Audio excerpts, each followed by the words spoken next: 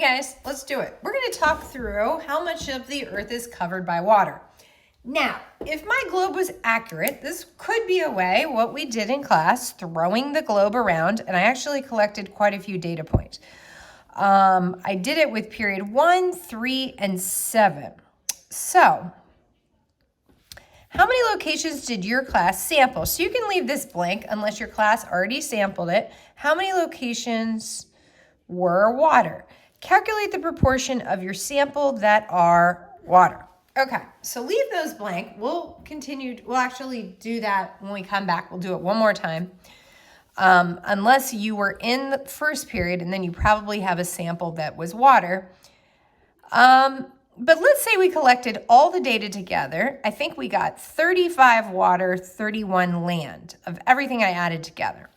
So if I look at all this data, how many locations did your class sample? If I look at that and if I combine all the classes together, I get 66 samples. Okay, so N could have been 66 if we added all the data together. How many locations were water? Water was 35. And again, yours are each going to be different, but calculate the proportion of yours would be water. So in this regard, my sample proportion is 35 out of 66. Okay, so it is customary to turn this into a decimal between 0 and 1. So I am getting 53. Now, I don't think this is the truth, but this is kind of a fun activity. And this would be a way of predicting the proportion, at least of that globe that's water. Okay, so now they're saying, let's construct a 95% confidence interval of the proportion of the earth that's water. So what does the word parameter mean? If you look back in your notes, the parameter is, what is the true proportion, or a P, what is the true proportion of the earth that's covered by water?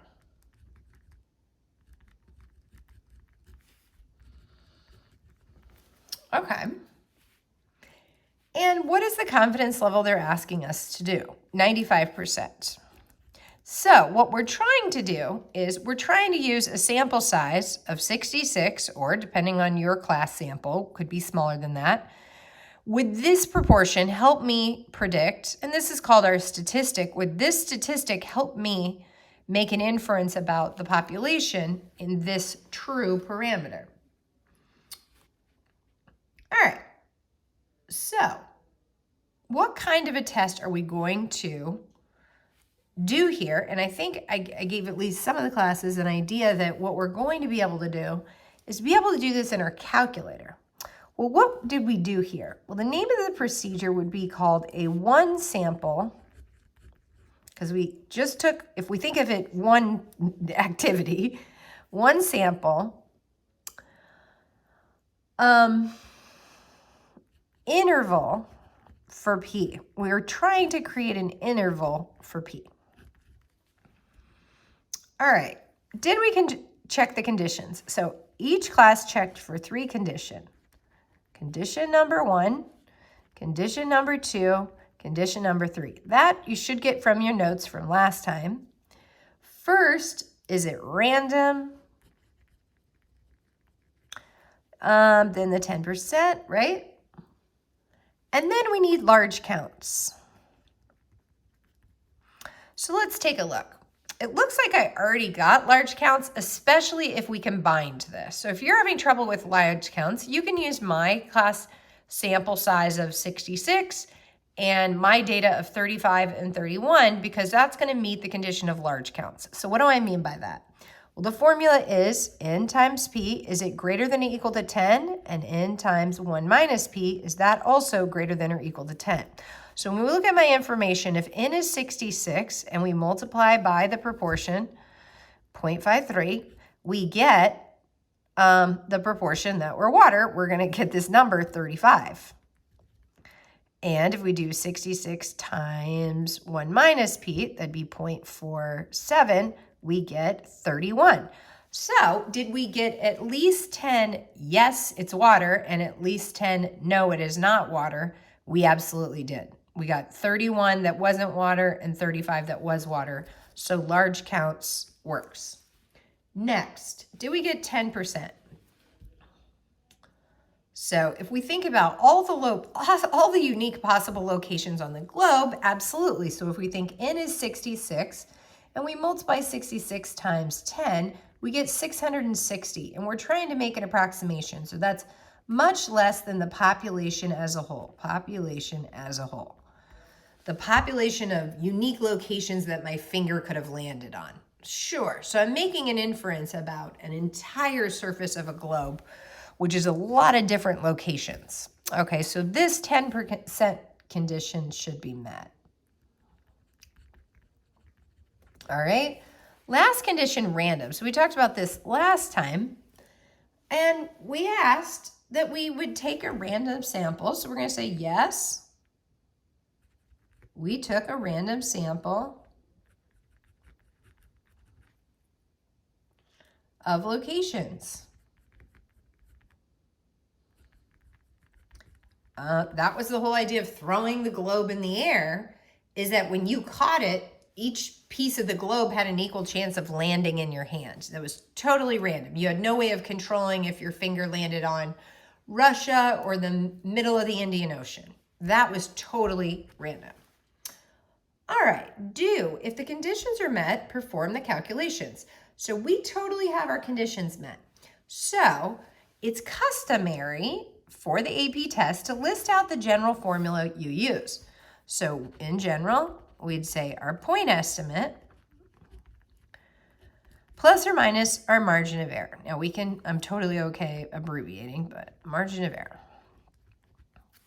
So what would be the specific formula for this confidence interval? Our point estimate is our p hat, our sample proportion, plus or minus, and we learned last time we want to take a z-star, which is a formula or variable we call our critical value, okay? And we're going to multiply that by our standard error, which is p hat 1 minus p hat over n.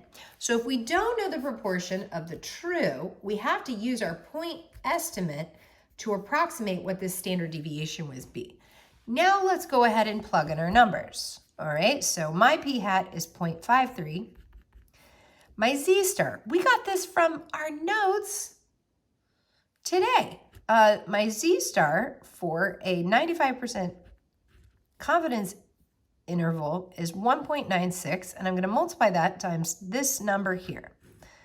The square root of my proportion times 1 minus my proportion all over n, which I've got an n of 66. Okay, so if you'd like to use my information, that's fine too. And now let's calculate it all.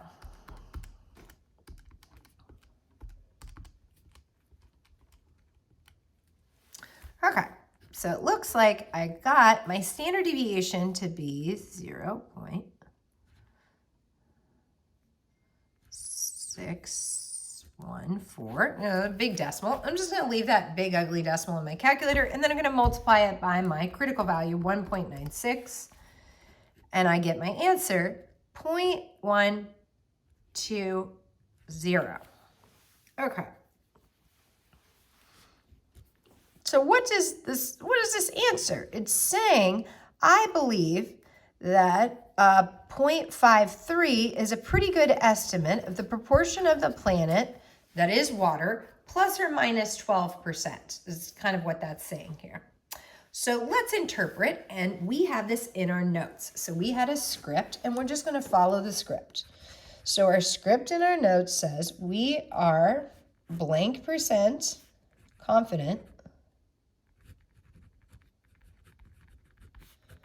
that the interval from blank to blank captures the true, and then I'm going to have to list the parameter.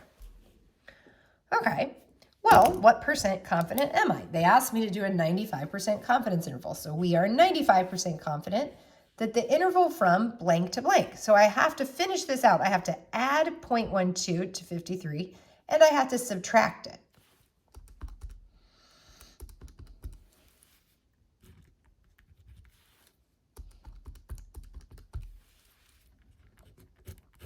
So I'm 95% confident that the interval from 0.41 to 0.68 would capture the true proportion of the Earth that's covered by water. Now, it's kind of a cartoon globe, so it might be a little off, but this should be accurate. Okay, so we kind of got to play along a little bit.